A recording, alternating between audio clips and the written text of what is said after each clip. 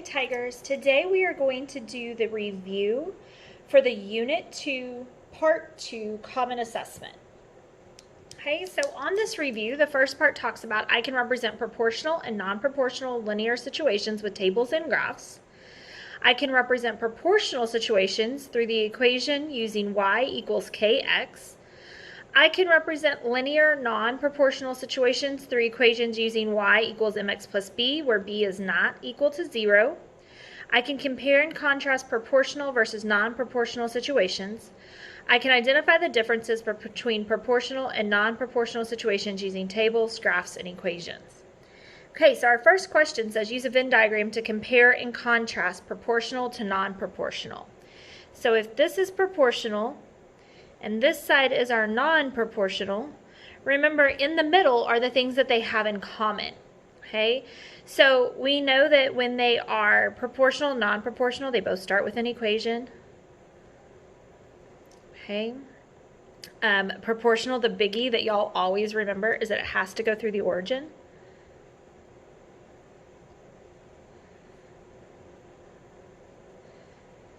Okay, the non-proportional has a y-intercept that does not equal 0, okay, meaning that it's somewhere else on the y-axis. It does not go through the origin. Typically, they are both linear. However, you can have an equation that is non-linear, okay? So proportional have to be linear.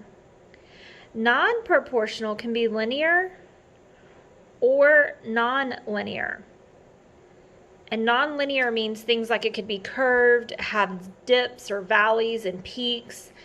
So that's kind of what we're talking about in this. If you came up with more, that's great. These are the high points that I want to make sure that you remember. All right, so the next part talks about describe how to identify the slope and the y-intercept from a table. So remember, our slope is our m, and our y-intercept is our b, and our y equals mx plus b format. So that's kind of what I'm going to label them and refer to them in. In a table, remember to find the slope, you would pick 2 points, and you would do the y2 minus y1 over x2 minus x1. Okay, and to find your b, you would have to identify where x is 0 and y equals a value. So in the table, you would be looking for an x value of 0, and then that y value would be your y-intercept. Okay? On the graph to find the slope, remember you are going to count your rise over your run. So you would use your graph and figure out how far up and how far over between 2 points.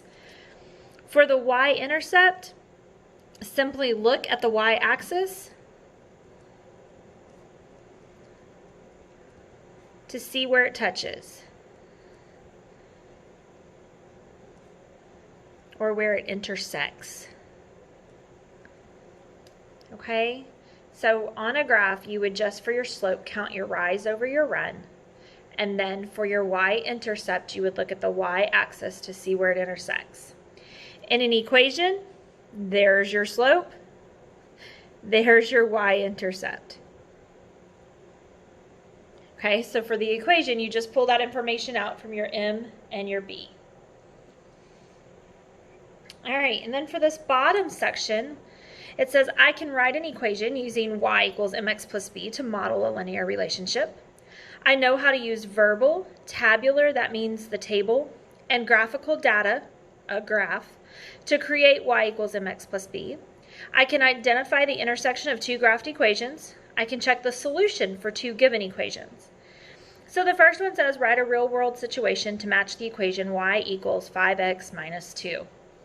Okay, whatever you want to write, but maybe Sue, I'm going to say paid $5 each for hamburgers. She had a $2 off coupon.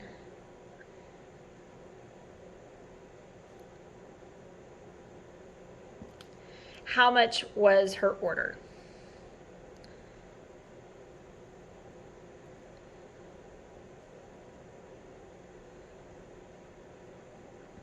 Okay, so that would represent our 5x, $5 for each hamburger. We don't know how many hamburgers she bought. And the $2 off the total for the coupon. Okay, so she's already starting off at $2 negative. All right, so given the table below, identify both the slope and the y-intercept, then create the equation. Okay, so remember our slope, we can do our change in x over our change in y. So that's kind of the easy part, right? So m equals, here's our y, so this would be like y1 and y2. So we're going to do negative 11 minus 3 over x2 minus x1. And this is a great spot to use your calculator.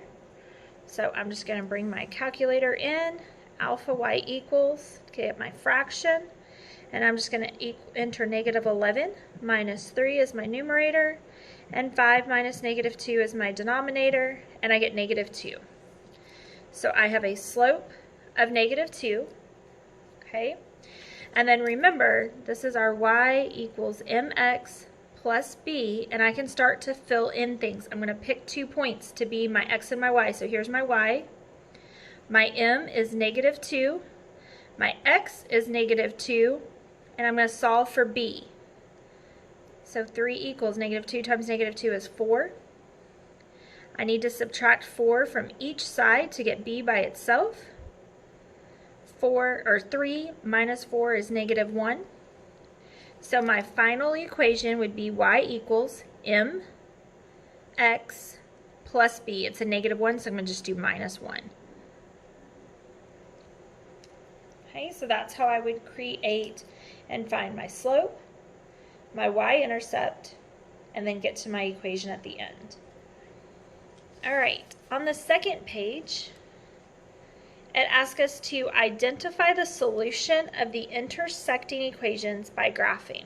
So I could graph these, okay? I can totally label my graph 1, 2, 3, 4, 5, 6, 7, 8, 9.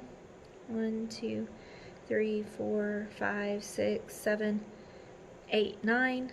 I'm just going that far for now.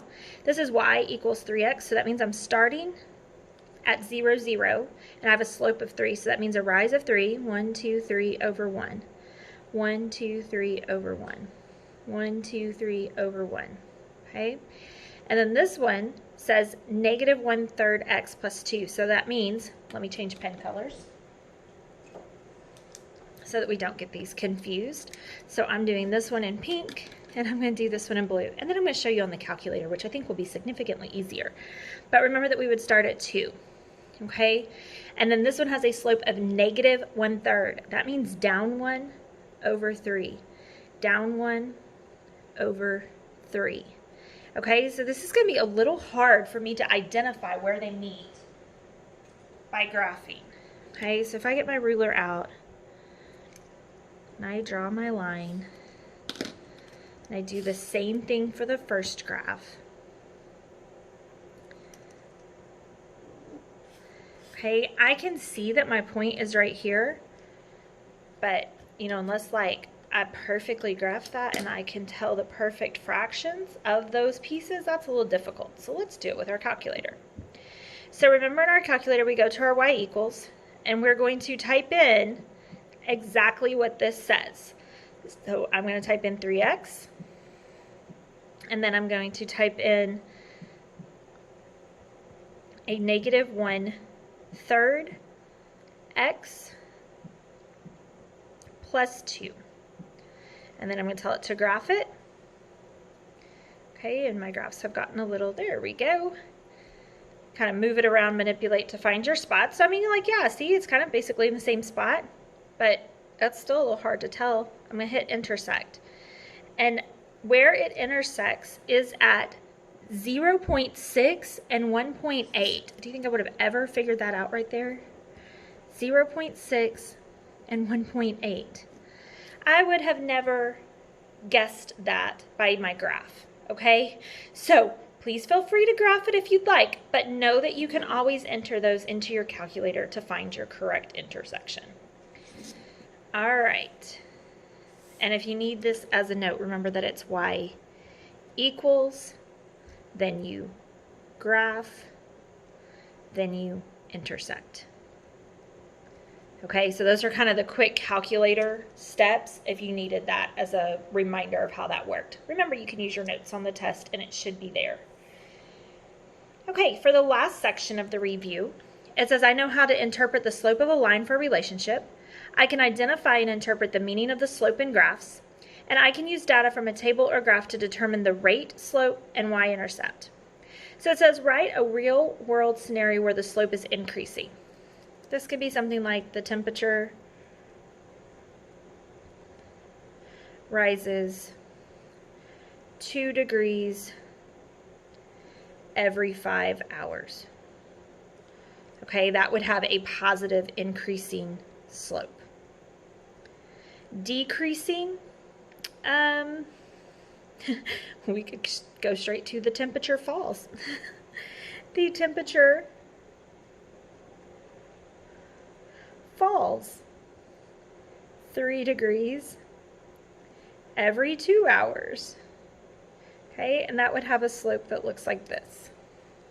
And if it had a slope that was 0, the temperature remained the same.